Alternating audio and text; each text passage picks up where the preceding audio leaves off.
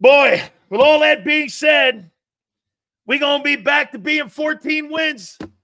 Here it is. Wait a minute. The no-holes defense is back. Ladies and gentlemen, without further ado, the co-host of Birds 365, our friend, and also the pre- and post-game man, Big Z. Zander What Krause. up, Big Sales? Big Sales, ready? Sing it with me. Fly, Eagles, fly on the road to victory. Let's go, Big Sales. That's a massive win. And by the way, you just brought it up. I didn't even think about it. I forgot I sent AAA down to the link last week, and they got the wagon for the no-holes defense all patched up and everything, and that thing traveled right down to New Orleans, baby, and had its best day on the market, baby. The no-holes defense, Big Sills, is back, baby. What was your initial takeaway from the game, and how do you feel about it now? And especially, too, not only the game, but after the first 3 weeks. My biggest takeaways from the game are two things. That defense, as I just mentioned, the no-holes defense really showed up, and obviously Jalen Carter was just insane in that game. You're going to watch some tape on him, Sills, that comes out this week. He was insane in that game. And my other takeaway was Jalen Hurts, man. I thought you were way too hard on Jalen Hurts today. Look, I was hard on him last week. There's already people in the chat. Zander jumped off the bandwagon. I didn't jump off shit, so don't hit me with that. Jalen Hurts yesterday loses Lane Johnson, loses Mekhi Becton. Devontae Smith went down. No A.J. Brown. My man had a tremendous game yesterday. If you take out two plays of that game, Jalen Hurts was the best quarterback in week 3 across the entire NFL, maybe with the exception of Aaron Rodgers. He was what? If you took out those you're right. If you take that Dallas Goedert play, what did he do in the game? He had 2 turnovers again. And he had inconsistent play throughout the entire ball game. Man, he was 29 of 38, dude. What are you talking about? You want to hear something? You want to hear, again, I posted this, and this is why, again, you have truth, justice, in the Big Sills way here. And I'll tell you exactly who your quarterback is. Your quarterback for the last, since Shane Steichen, he's averaging 230 yards a game, 26 touchdowns and 19 picks. He's got a passer rating of 88, and he leads the National Football League since Shane Steichen was the offensive coordinator with 26. He turns the ball over more than any quarterback in 2 years in this league. And you're telling me he was sensational? If you want to cherry pick stats, which cherry pick is one game like you're doing. The only quarterback in the NFL that has a better win percentage than Patrick Mahomes since 2022 is Jalen Hurts. Say what you want. The turnovers, I get it. He's got to clean it up. No doubt. It's not championship football to have 6 turnovers in 3 games. I get it. Every real Eagle fan knows that that's the truth. But if you want to break it down, the dude is a winner, Big Sills. He finds a way to win football games. Does he need to clean up some stuff? No doubt. Same with every quarterback in the league. I turned on the night game last night. I watched Patrick Mahomes throw an end zone interception right into the hands of Justin Simmons. Every quarterback does it. Who quarterback. Won? The Chiefs. Good point. Who won yesterday? No. Who wins Super Bowls? Patrick Mahomes. I get it. But I'm just saying, if you want to cherry pick stats, there's plenty of stats you can cherry pick about Jalen Hurts too that are on the positive side. Does he have to clean up the turnovers? No doubt. Yesterday, watch the film, Sills. He climbed the pocket. He spread the football around to all different receivers. He made plays when he needed to make plays, and he had 25 yards rushing. You said, I want to see a better passing game. He gave it to us. 311 yards. Take away the 60-yard play. He still got 250. No A.J. Brown, no Devontae Smith late in the game. I mean, look, I'm giving the guy credit. I called on him last week, and I said, you're the elite quarterback. I don't want to rely on Jahan Dotson. I don't want to rely on Devontae Smith. I don't want to rely on Dallas Goedert. I don't want to rely on Saquon when AJ goes down. I want to rely on you. And Jalen Hurts proved that you can rely on him yesterday with a massive win in New Orleans versus the number 1 team in the league through the first 2 weeks. Sorry. I'm giving him credit. After ripping him last week, I'm calling the spade again this week. The guy went out there and won a game for us. He had a great game yesterday. Great. A lot of people had great games. I thought so. Okay. You think that was a great game, 18 points and 2 turnovers? Well, I mean, like I said, the 2 turnovers were costly. But if you take out those 2 plays, which I get you can't do, it's an if, it shoulda, coulda, woulda situation. I We're get it, talking but the difference between being a championship quarterback and a guy who's good. yeah, I mean, We're look, not at the level any longer where you get bell curved grades. You're talking about, are you with an effort good enough to beat that guy in Kansas City after the first 3 games? And the answer's freaking no. You're not. Not yet. Do I think he can get better? Look, there's not a quarterback in the league that you can say that and compare him to Patrick Mahomes. no shit. Well, I we're mean, all chasing him. Even your boy Josh Allen. No shit. We're all chasing him. Mahomes. But wait a minute. Here's the one difference between Allen. Allen doesn't have all these tools that you have. He goes into the game with what he had and Jalen has in that game. That's what he goes into. He goes in with Fred Johnson. Tools yesterday. Wait a minute. He goes into the game with Fred Johnson. He doesn't start the game with Mulata and then all of a sudden another guy, Fred Johnson, comes in. He starts the game with Fred. You're nitpicking. Nitpicking? It's easy. There's a ton of shit to pick. Sills, the bottom line is, I told the guy last week, 10-1, same as 2023. I don't see any different. And turn the ball over. This week, he came out. He had a minute 57. He's got no half of his offensive line is gone. AJ's out. Devontae's out. And he went to march down the field and put a touchdown on the board, and the Eagles win the game. I mean, look, I'm just giving him credit after being hard on him last week because I think it's what you got to do. I'm calling the spade a spade. The guy played great yesterday. Hold on, guys. You know what we're doing here? Last year, this is the same kind of shit that I got last year when the Eagles started out as good as they did, and everyone was killing me, including people on my own network telling me that's not what that team is. Personally, I don't see any difference in 23 to what we see in 24. Now, I will agree with you on this, Zander. I think you won't see the dam break because of the assistant coaches that they have on the sidelines that won't allow it. A year ago, they had no answers because Nick obviously has no answers. There's no question. The one thing that was the biggest significant thing in coaching, Vic Fangio coached the pants off of Clint Kubiak. He coached the pants off that guy. Yeah. I mean, the difference between – and here's the difference between also Jonathan Gannon and Vic Fangio. You know, Jonathan Gannon needed to go out and get 2 defensive tackles to help his defense. You know what Vic did? He schemed it up. And he schemed it up to be able to stop the New Orleans Saints. That's coaching. That's not running to your ball. You know what that defense was yesterday, right? Yeah, they were dominant. That was a no-holes defense, Big Sills. Don't worry. Swiss Keys will show. Forrest, where are you? I need Don't to worry, get Swiss Keys will show up. Production. The no-holes defense. Yeah. The defensive line was tremendous. The only guy yesterday, the only dude yesterday that deserves to be in the bullseye is you-know-who. Bryce Hufflepuff has not changed his nickname. He hasn't pulled himself off the milk carton. In fact, he's now lessened his snap count by almost half. He had 18 snaps yesterday. He's back into the position he was in New York. Yeah, he's brutal, man.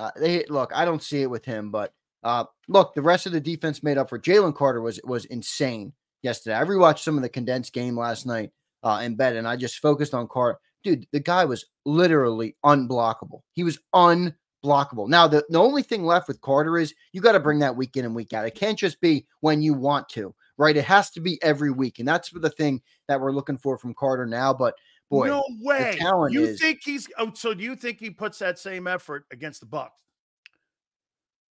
Well, I'm not saying that. We'll see. But this is why I'm trying to make a point. Criticize them late in the game. No. I'm trying to make a point to you here. This because it's something you hadn't seen. Well, I'm with you. I want to see it too. His dominance. We've seen flash. When he wants to be great, he can pretty easily. We can't have flashes. No, you're right. There's no doubt about that. That you're right about that. But we're talking about the game right now. The dude was dominant yesterday. He was one of the biggest reasons they won that. That's called cherry picking. But hey, who's keeping score here? Oh no, I mean, look, through 3 weeks, you're right. He's been inconsistent. He had a solid week 1, even though it was a shitty field. Not great. Week 2, he sucked on it. He sucked on ice, and yesterday he was the Jalen Carter we need him to be. Now he's got to continue that moving forward. But I think it's good to at least see that talent is there. That talent is inside him, like we knew it was. And he's got to continue to use it. But that dude was on a mission yesterday, man. And that's why I'm not criticizing them for hollering at the psycho New Orleans fans yesterday. They had 4 dudes knocked out in that game. Not just any dudes. Devontae Smith, I Lane thought Johnson. they were cheap shotting guys. That's and Jalen Carter wants to say some shit, man. Go for it. I'm good with it because that's a type of fire. I'm against shit talking. Yeah, right. All of a sudden, everybody, Dan Sileo doesn't want to hear any shit talk. Can you imagine that? Look at this guy on a show. Can you imagine him as a defensive tackle in the league? The dude was probably a master shit talker. With Jerome. Hey, yeah, right. With Jerome. You were the biggest shit talker the league has seen, dude. I don't want to hear that from you. I got it. All right, let's move on here. Dallas Goedert and his performance. Tremendous. I'll go as far as to say I wonder if, obviously hoping that AJ is all good and he gets back and gets 100%.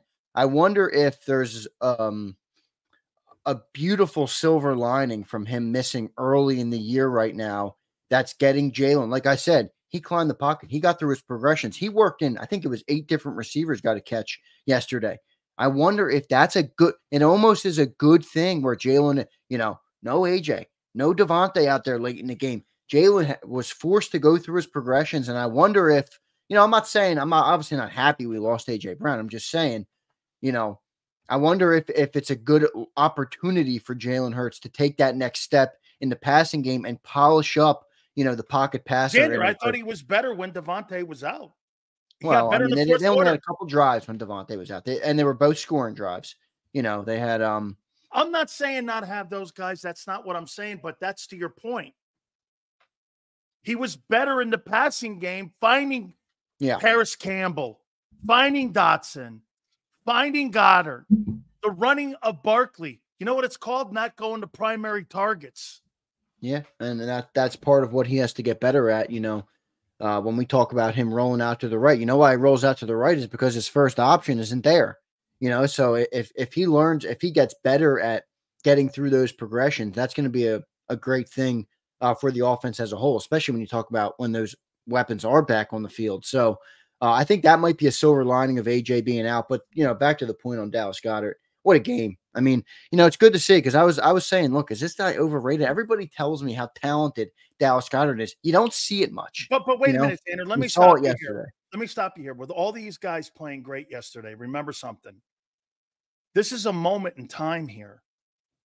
What you need to see is this reminds you of what these players are. It reminded you of Jalen Carter's talent. It reminded you of Dallas Goedert's talent. It reminded you of how good of a coach Jeff Stoutland is. It reminded you of all these things. And it reminded you a little bit of what Jalen does when he runs. The key to this thing here is moving forward. Are we going to see what team? The Falcon team that they played against? Or are we going to see the team that we watched yesterday dominate a Saints team in a very tough building? And hey, in New Orleans, that ain't an easy place. People can run out of that building all the time. Yeah, no doubt. No, and look, that's a fair point. If you want to view this objectively, take off my eagle-colored glasses a little bit coming off a big week 3 win. You're right. Because next week it's like, what team's going to show up? If the team that just played the Saints shows up, they're going to destroy the Bucs next week. If the team that showed up on Monday night is in the building, it's going to be a long night. So, look, that's a fair point of view where they have to be more consistent. But, I'm almost okay. Like I just called out the silver lining with AJ being gone. We were 3-0 at this point last year.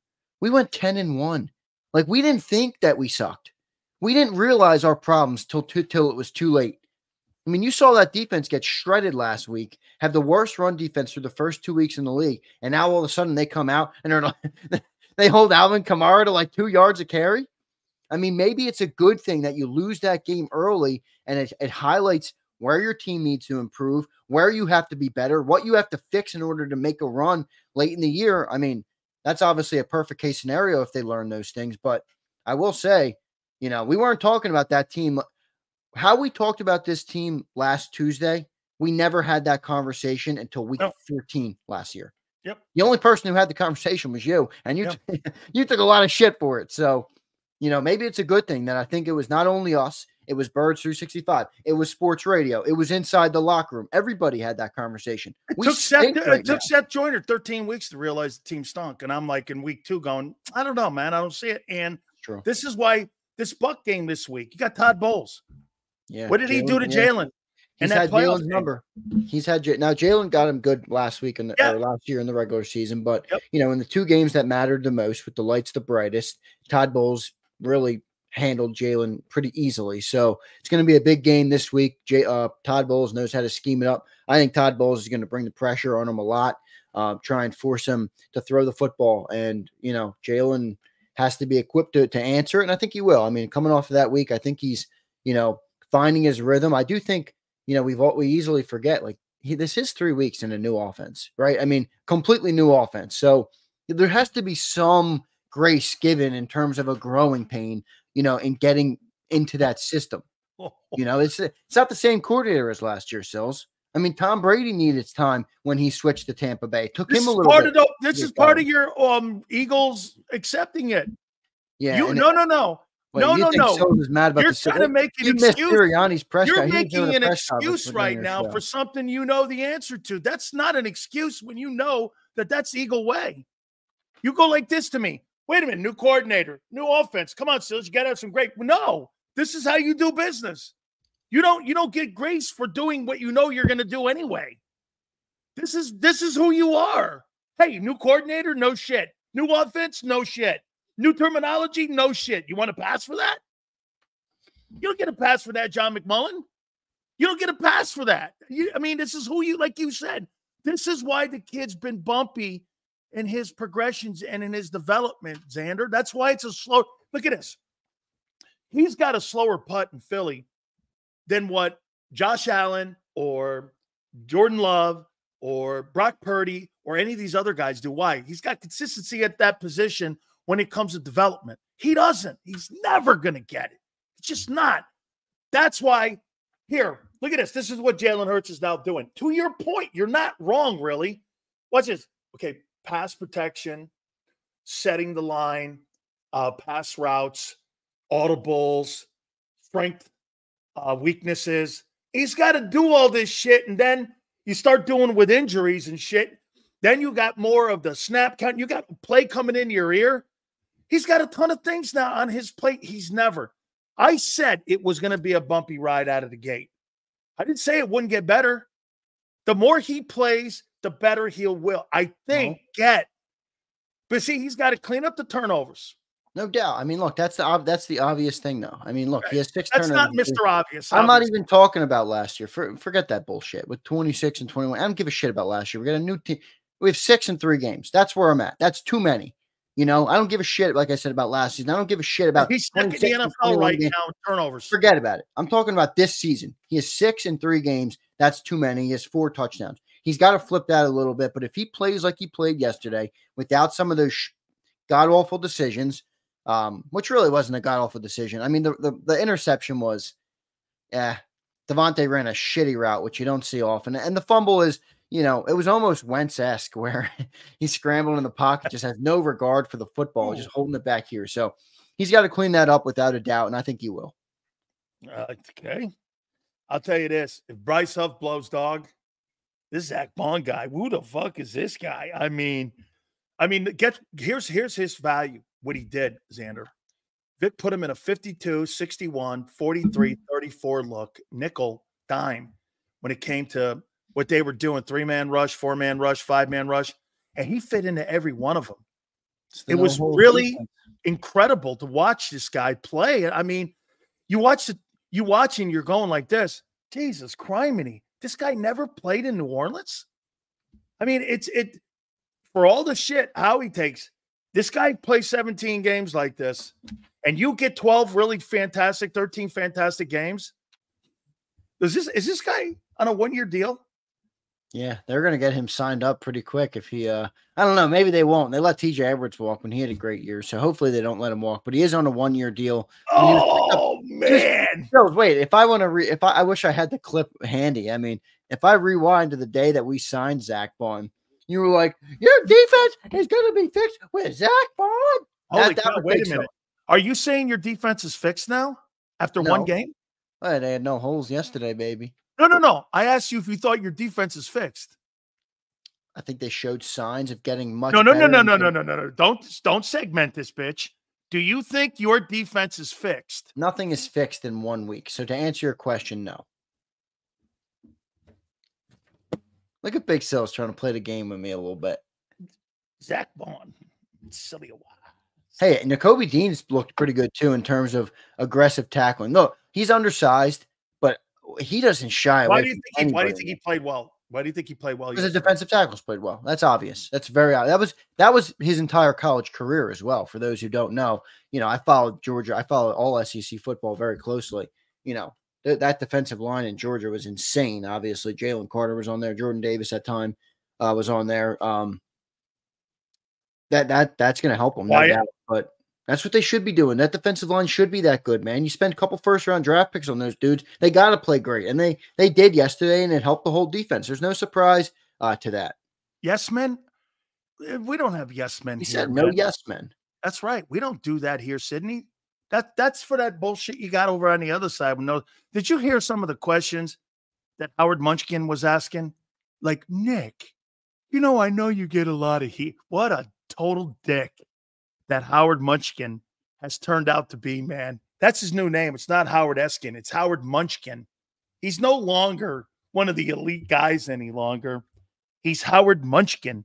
I'll ask you, Nick Sirianni, your takeaways now, because my aunt even said it. I couldn't get a gosh dang word in yesterday to kind of fight my battles here when it came to Sirianni, because John did Johnny Mac went on a filibuster yesterday. He was on a filibuster. The Republican Party could use him on the Senate floor. He was giving me this. Look at Big Sills, the boy who cried wolf.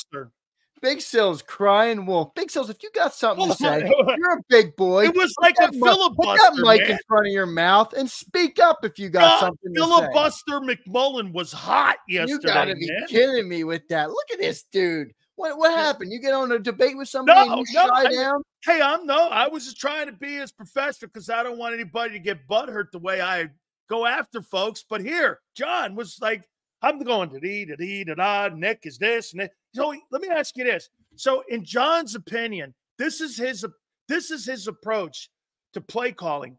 If there's a play that's the same design type of play, no matter where it is on the field, no matter what it is, and there's a chance and there's a play and it's a good call, John's notion is this: well, this play has 75% chance of success or 80% chance of success. That's a good play. But he also looks at the play that has a 15% chance of success, and he thinks those two are the fucking same. The player's got to make the play. No, that's called situational. Well, wait a minute. That's called situational play calling that guy doesn't have. No, John. Not John. I'm talking Nick. No, and scheme team. No, we're not talking about John Clark. I don't give a shit about John Clark. Who's we're talking about John McMullen here. NBC. Nobody. Okay, it's all right. Go ahead.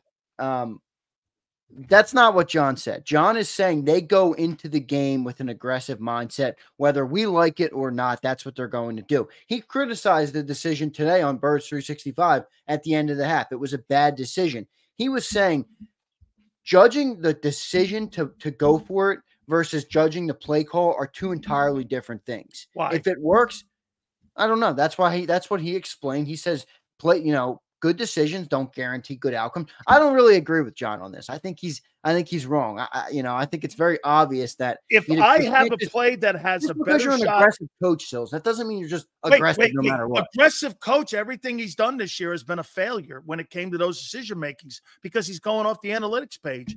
My problem with Nick Sirianni is he doesn't have a feel for the game. And what was this? He's vetoing Kellen Moore's calls down in the red zone. Hey, that was mine on 4th and 1. Oh, I see. The week before, that was Kellen's when what's-his-name dropped the rock down there in the red zone. Oh, okay, guy. What are you, cherry picking? Hey, man, I mean, at the end of the day here, dude, this guy here, I haven't heard one person defend Nick Sirianni but you and Mr. Filibuster McMullen. I didn't defend Nick. I told him the only people I've heard. But now I'm defending Nick. I didn't defend Nick for shit. In fact, I think he's maybe the weakest part of our entire football team, and I still have no idea what the guy does. So, and if you wait till you get off your show and you go on Twitter today and you read some of his responses in this press conference today that happened during your first hour. Not so good. You're going to have a problem with some of them. So, look, I'm not a big Nick Sirianni guy. I never have been a Nick Sirianni guy. I said they should have fired him after last season, so I haven't changed on that. But the play calling, It's obvious.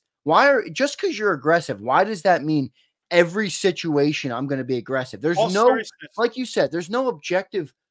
Okay, the situation here, I might be an aggressive coach, but there's no reason for me to be aggressive here. There's 14 seconds on the clock. And by the way, it's a defensive football game where points are a premium. I mean, the final score was 15-12 for crying out loud. Points were a premium yesterday. Take the damn points. But John is just saying, he combated today and he's like, I'm not defending Nick Sirianni. I'm explaining to you their decision-making process. So I get it. He views it way differently, and he doesn't even think he's defending Nick. That's not how he views it. But, it's a difference of opinion. Let me ask you this, all kidding aside here. Do you think that guy coaches like the front office wants that game plan to be coached, and that because of the analytics, and you always hear him say, we have plays that we talk about during the week. How about you? I want to hear one guy with conviction saying, this is what I wanted here, instead of we.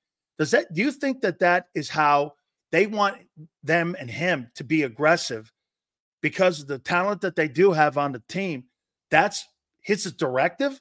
I'm asking a question. I don't know, Zander. I'm asking, do you think that comes because didn't you tell me that Doug Peterson one day after an Atlanta game had to have a Monday morning meeting with the owner and the general manager because they beat him like kind of one of these games, right? Something like one of these games here. They win the game, but they still had to answer for it, why they won like that, right? And Doug's like, who cares? We won. It's a fair point, yeah. I mean, look, John said he doesn't know, but he also said he disagrees with the notion that it's based on analytics. So I don't know. Take for what you want. Well, then how do you go for a 60-yard I'm more following your side here, Sills, where it does seem like they have a lot of, of the wrong suits in the room that are trying to force, coaches' hands into doing things. And maybe that's a part of it, but I don't know for sure. So I can't speak I don't either. I can't speak on what they're doing inside the organization, but I will say some of the decisions are so think about it. Zander, go like this. So you go for a 60-yarder and then you go for it on 4th and 1 here. You decide to kick a 60-yarder attempt, then you turn around and go for on 4th and 1 with a stretch play, and it doesn't work, and you're like, I mean, what's the metrics that he's using here? These analytics. I don't know. That's why John's like, it's aggressive. He just wants to be aggressive, and I don't know. Yeah, but Doug Peterson was aggressive in right situations. This guy just looks aggressive because he's being told. He just goes aggressive every time. I mean Doug's an aggressive coach too. But here's where I'll say, well, John is right, and he does have a good point. Like last week, we took the field goal late in the game. Remember, on 4th and 3. And then everybody's crying, oh, why'd you take the field goal there? So it's like everybody's always going to have a problem no matter what decision he makes. So I do see it from that perspective, but the bottom line is it's hard to think that a football coach that's been around football his whole life, that grew up in a family that's all about football, that has coached at every level of the sport, would get to that situation at the end of the first half and say, well, let me go for it here. Like, is he just not in his right mind in those moments? Is the adrenaline too high that he can't think straight? I don't know. It was a weird decision, without a doubt. There's no way to defend it. Look, there's no way to defend that, especially that first half one at the end of the half. That was a baloney decision. Everybody knows that knows a damn thing about football. And John said that too. I mean, he said that was a bad decision. So, but he's more has a problem with everybody criticizing the result over the process. Because the process has been, for the most part, consistent. Now, he said, judging the decision at the end of the half, I would agree that was a bad decision. So, I don't know. It does sound like he's trying to kind of protect what they tell him from the inside the organization, and I get it. For everybody that's I'm talking about just John's looking how he sees that he thinks if a play's designed that the player should make the play. No shit. Well, however, there's levels of success and whether or not that play, there's a reason why there's a trend chart, why that a certain team does something on 3rd and 2 versus 3rd and 3 and has a higher percentage. And you get these percentages and you see it. There's a reason that the analytics people put those percentages in your game plan. You know what they're going to run on 1st and 2nd down. There's a higher percentage of the 28% chance they're going to run a stretch play here. So what are you going to do? As a defensive player and as a defensive coordinator, you're going to prepare. Make sure you set the edges here because they're going to try to get out wide on you. That's how you build a game plan. Okay. And so, I think they have a really rough feeling for the game. And I don't think it's the coordinators. I think it's Nick. Now, I want to move you to this. Wait, Big Sills, I got one comment for you.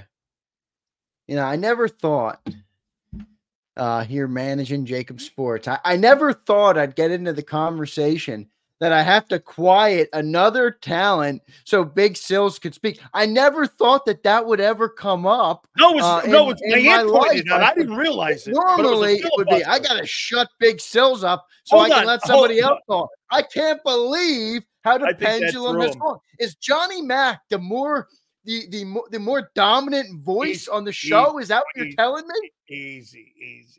I just thought I was I just thought I was being filibustered, man. I thought we were trying to get a bill across the table. I just got a text. Somebody must be listening to our segment.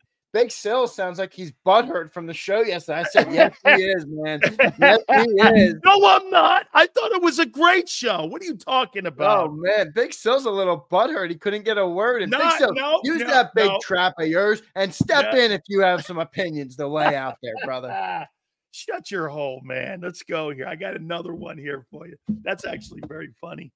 All right, here. Zander, I can't have been more wrong about this. First 3 weeks of the season, is there anybody playing better than Saquon Barkley? No, you could in the league. In the league. That's where I was going. You could make an argument he's the MVP of the league right now. Yeah. You really could. He's leading the league in rushing. I think he has, what does he have? How many touchdowns? Here, let me give you the numbers. He's on pace. He's on pace for 1,989, 5.6 yards a carry, and 23 touchdowns. He's on pace for 57 catches, 300 yards receiving, and 6 touchdowns, which will give him nearly 2,300 yards in total offense and almost 30 touchdowns. Dog, I mean, you make an argument for him as great as McCaffrey was a year ago. Yeah. You could go like this. So far, almost in the first quarter poll of the season, Saquon Barkley's been the best player in the league. If you're John Mara, you want to do Harry Carey. Yeah. Okay, right John now. Mara. You're John Mara. I'm surprised he hasn't already rage fired one of those dudes over in New York. Now, granted, they are in a different situation. You don't want to pay a running back first. I get that point of view. But, man, what a player he's been. Remind everybody, we are giving away a Saquon jersey tomorrow on Birds 365. So get your memberships in, everybody. Every time he goes over 125 yards, all-purpose, receiving or rushing, we are going to give away a Saquon Barkley jersey, and he did it yesterday. So we'll be giving away a Saquon jersey tomorrow for a channel member. Big Sills, I could be giving away a lot of jerseys this year, my man. I mean, I better start the budget train on getting this stuff together for all these jerseys. We gave away the last one after week 1 because he had 125. I think he had 130 yards or so in that game. And I shipped it, and it delivered on Saturday. So that was good stuff that he got the jersey right before the game. But, you know, what a player he's been so far for this football team. He's been exactly what we wanted him to be for this offense, Sills. When you talk about a team that has a top O-line, I didn't think he would deliver this. I didn't either. I mean, and you talk about having the receivers, having the quarterback, having a tight end. I mean, the last piece was an elite running back. How he made the move, and everybody's like, oh, you maybe paid too much. You don't pay that for a running back on a second contract. He has this much tread on the tires. Man, the guy looks unbelievable. And Big Sills, he's looked great as a whole. But let me zoom in real quick on that 65-yard run. Dude, he left those defensive backs they were eating his dust coming off his feet. He cooked those guys. I haven't seen that. That just shows you that he's still the elite guy that everybody thought he was coming into the draft. If you can put the burners on like that, yeah. That's the first time since his rookie year. Yeah, I think it was 21 miles an hour. The NFL documented it and put it up. I think it was 21 miles an hour. Let me tell you, man, when he took off and ran, and then you know what he does great inside of traffic? Dude, he runs to non-contact, and he's elusive in there. He's got exceptional feet. I mean, dude. 21.66 miles per hour he hit on that run, dude. That's an elite ball player. That's pretty unbelievable to think about. I mean, think about driving your car at 22 miles an hour, or go out on the road and watch a car go by you at 22 miles an hour. A human running that fast is pretty insane. And he did it in a game with all that pads on and ran away from defensive backs like they were defensive linemen. I mean, it was unbelievable. That was an unbelievable run. And by the way, that was the play after Devontae got hurt. Yeah. You know, they really, somebody did the breakdown. I don't have the tweet handy, but somebody did the breakdown of all the Eagles plays after Devontae went down, they really rode for their man Smitty, because they went off after that. They had the Saquon touch, Goddard had a 30-yard catch and a 60-yard catch, and then Saquon had the touchdown run, and they won the game. So pretty insane. Saquon is playing unbelievable right now. If he keeps this up, boy, I mean, we're going to be giving away a lot of jerseys, so I'm excited about that, though. I'd rather give them away than not give them away, especially for our great fans here and our great viewers who really make the channel except popular. Prince. No, I hope Prince is a member. Prince is a member, right? Yeah, Prince is a member, so I hope Prince wins one, honestly. Except Prince. Shut up, Prince. So Prince was right about I'll read it for you, Prince. So Prince was right about Saquon Sills, huh? Look at that. Look at that. I don't remember that. Hey, by the way, keep hitting the like button. You guys are insane. Thanks, Prince, for keeping an eye on that too for us, even though you and I have a funny relationship.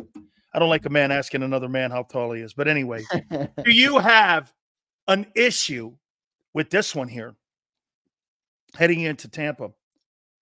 Lane Johnson concussion, Smitty concussion, Mekhi Becton injury. I got some pretty significant injuries here heading into this football game against the Buccaneers, and here's the war of attrition. I got to say this, dude. Game balls, Fred Johnson and Tyler Steen. Yeah. Those guys played exceptional football. Can you do it 2 weeks in a row? Injuries could play a factor heading into Tampa here. Yeah, this is now going to be a big do we have any updates on that too, by the way? I mean, the only update we have is that it looks like Britton Covey. So I think. Oh yeah, that's right. Shoulder injury. You don't want to lose the guy, but he is probably the least consequential of the guys you're talking about when you're talking about your starting right guard, your starting right tackle, and your two top wide receivers. So he's the least consequential of them, but not completely inconsequential. So Britton will be out at least 6 weeks, I think. I mean, he broke a bone in his shoulder, so that's going to be a long hit. And then the concussions, you know how that is, Sills. I mean, that's more legislated by the NFL. So. Yep. I'll tell you what, though, I'm not a doctor, and never will I profess to be one, and never will I say I'm even smart enough to go in the room to be a doctor. Right, and I'm not going to pretend to be one either. No, but when you hear Lane Johnson is puking on the sidelines, and then it's from a concussion, it's not from a sickness or, I was worried he maybe had an anxiety attack. He's obviously had those issues in the past, so I was I was hoping that Lane was all right. Hey, you know what that just from experience, let me just tell you what that is. You're losing your balance and you're throwing up because you've lost your balance and your equilibrium. You're talking about concussion? Concussion like that. And that's a grade 1 concussion that's why and by the way, that means you have to be in a room that's darker room, the bright lights, the noises and all that. That's something to keep an eye on because, that's right, vertigo. And you know what that also becomes a problem? He's got a history of concussions too. So that's something to keep an eye on. And by the way, Devontae Smith's hit on his head. I'm going to say this to you. That guy is one of the toughest players on that team. For him to come out, that's also a concern for me heading into that, especially if AJ's not going to go this weekend and you don't have Britton Covey. I'm not sure what you have going against the Buccaneers in that football game against Tampa. Yeah, if you don't have Paris Campbell and Jahan Dotson and Johnny Wilson, it's not good.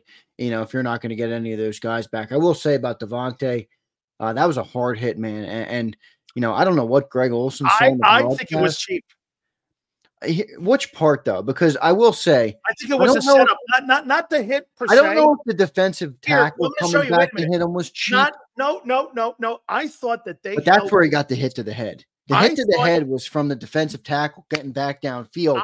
I thought they held him up to do a high-low on him.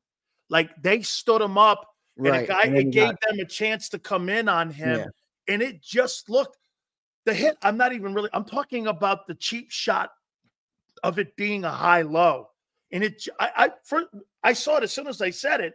I went, man, they look like they set that kid up to get hit like that. Yeah, I will say I had a major problem with the dude who jumped on top of him like at the end of the play, and you can see it. That's why I thought it was all designed. And then he spit on him, and I'm like, what? I didn't know if that was confirmed, but you can kind of see it in the. I just want to show you here. Let me pull up this real quick. Not that I want to watch this too many times, but I will show it. He got crushed in this thing. Okay, he got obliterated for sure. Hey, put all of them in cuffs. Now watch. Watch the dude. Oh, see, there was the hit. That dude. What? See, did you see him holding him? Did you see him holding him? And then the other guy, look right here. Watch. Which part are you watching? He's holding him up for the other guys to target him instead of just taking him to the ground. He's not trying to get him on the ground here. He's holding him up. See? Boom. Then the other guy comes in and smashes. And then 98 jumps on top of him. And I think he's the dude who spit on him. Yeah, he spit on him right there. You can see it. So, yeah, I thought that dude was really, really, dirty. The 97, that's the dude who hit him in the head. I do think he hit him in the head. I do think you could say it was a targeting. My point was, I didn't think it was intentional. Oh, I did. I thought you thought the dude who hit him from behind? I thought the 97 guy was intentional. I thought the 98 dude was more intentional, where he's clearly down the ground. He's got no helmet on, and the dude just like jumps on top of him. But because it looked like that was planned.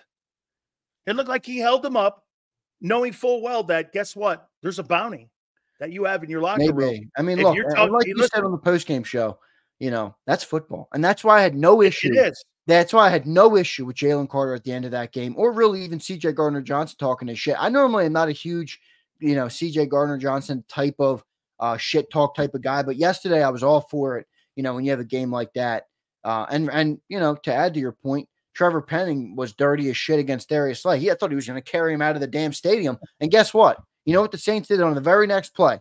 They went right at Keely Ringo and picked up 30+ yards.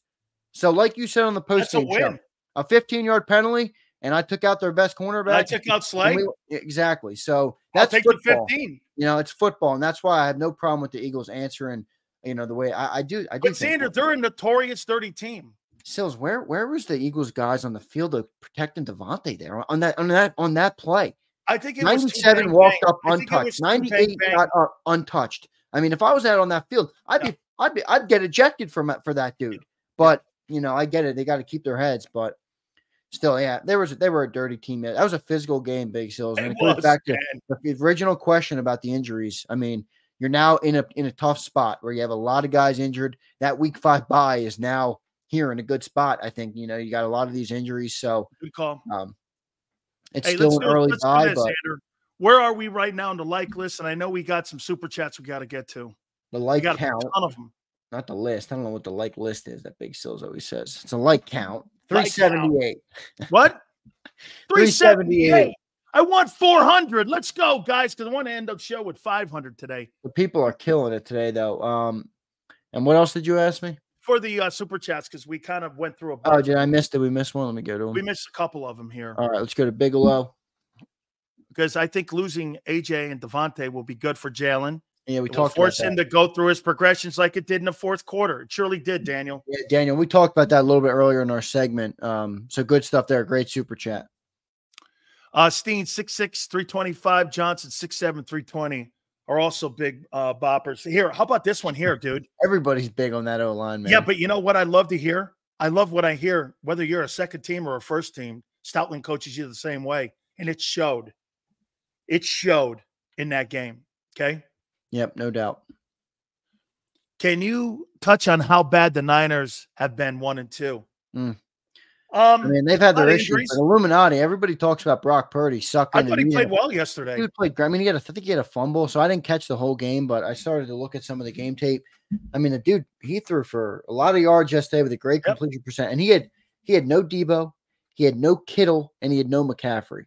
Right. So, I mean, hey, you got to keep that same energy. Yeah, you got to keep that same energy with Brock Purdy. I get it. We don't like when Jalen says he needs everything around him. Well, they say the same thing about Brock Purdy, and he's looked pretty good. I'll put it this way. He's not the reason they're 1 and 2. I'll tell you that. No.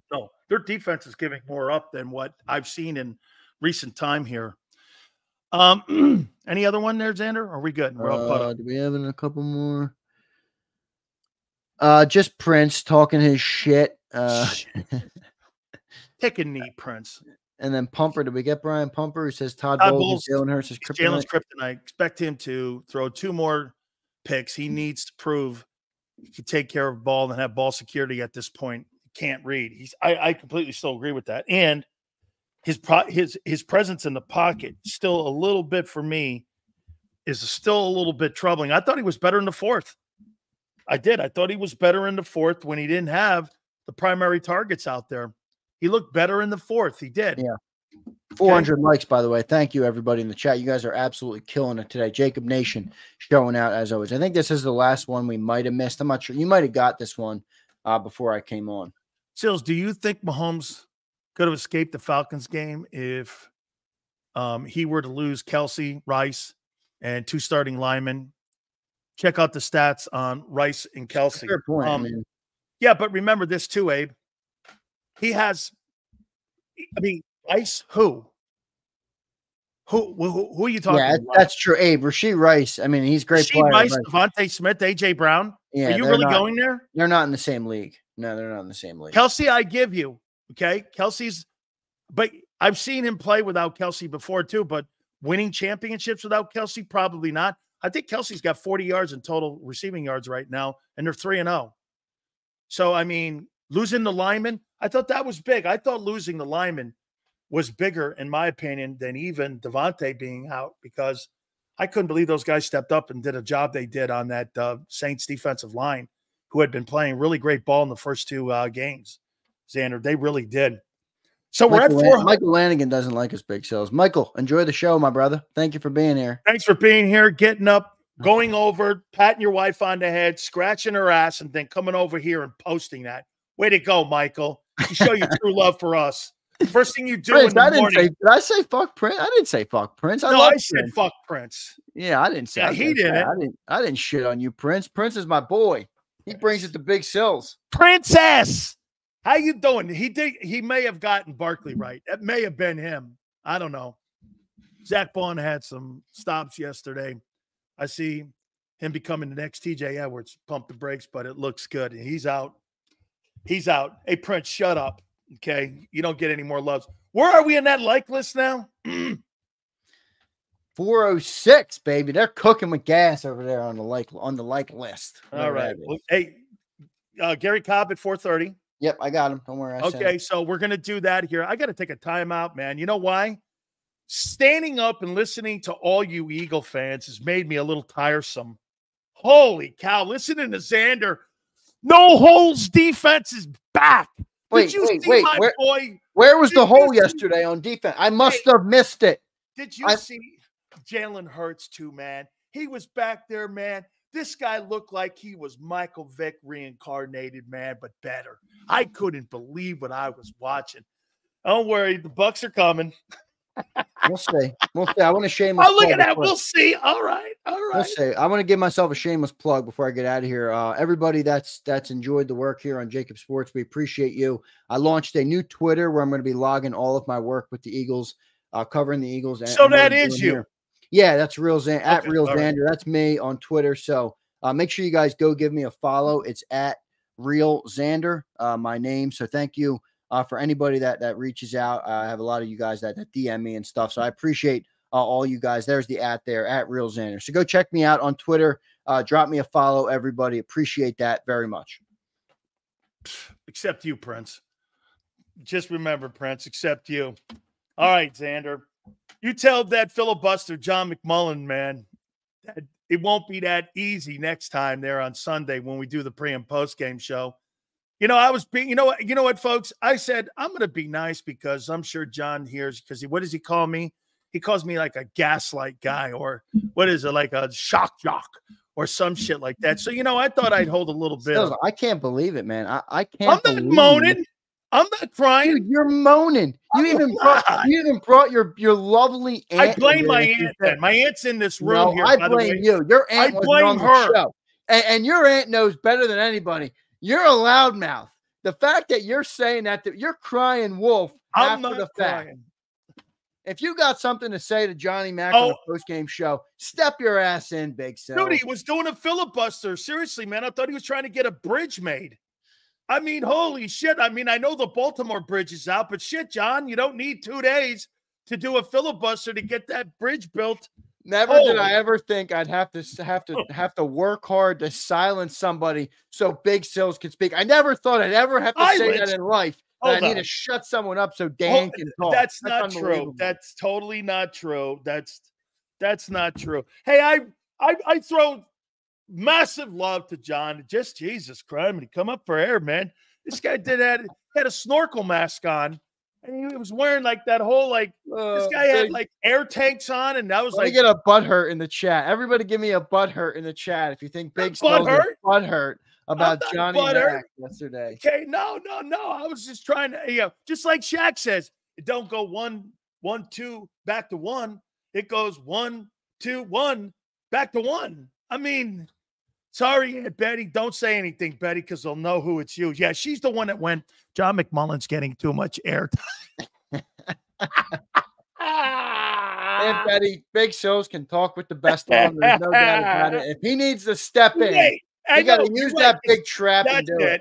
That's it. I'm going all ass in this weekend, man. You better win that game against the Buccaneers, man, or I'm going to be unbearable. I'm already unbearable. Yeah, I don't think you can join a pre and post game show for Eagles Bucks with a Buccaneer banner hanging in your background. Well, what do you want me to do? I played there, that's kind of what it is. Oh, I'm gonna order you the Jalen Hurts jersey and the Eagles pennant for when they win. No, that's just not a good. For when they win 10 games, and it's hanging on your wall. You better save your money for them Barkley jerseys, Sonny boy. Yeah, you're right. You're right. We're going to be giving away a lot of them. So get your memberships in, everybody. Appreciate everybody. Flexing, you backstabbing, giving Big Sills a snowflake. How dare you, Flex? Look at all the snowflakes coming in for Big Sills. Samuel, Abe. I love it. I feel so I love it. Senor brings it in. I love it. El Yepa.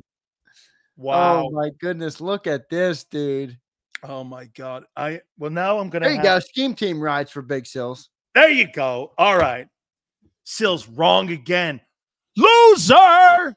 Hey, J-Bone, thanks for being here. We appreciate the algorithm. How you doing? Hey, Zander. Mike, I don't think we missed the super chat, brother. Mike says we missed the super chat. Let me just make sure we get them all. Yeah, no, we got NJ Fishing who said sorry to Aunt Betty. Aunt Betty, hope you're watching and enjoying the show. She is. I can't tell you who she is. All right. Zander knows. Okay. I don't think I do. What? I don't think I do. Here. I think I got an idea, but I don't think I do. Okay, hold on. I'll tell you who it is. Then I'll take a time. I wonder if Aunt Betty's. I mean, she's mad at McMullen. Aunt Betty might be pissed at me. She's mad at I've been bringing the heat on Big Sills for a couple of weeks now. She might be pissed at me. I might catch myself in the Aunt Betty crosshair. No, she thinks you're doing great. She goes, McMullen, Jesus Christ, a little too much airtime for him. All right, good stuff, Big Sills. I'm going to get out of here. Gary Cobb's coming up. You got it, man. Gary Cobb, bottom of the hour. Do me a favor. Please hit the like button. Zander, thank you, brother. Thank you, Big Sills. Hit me with that follow, everybody, at Real Zander. Thank you, guys. I'll catch you tomorrow on Birds 365. Absolutely. And you keep it here and do me a favor. Please hit the like button. Keep it here, National Football Show.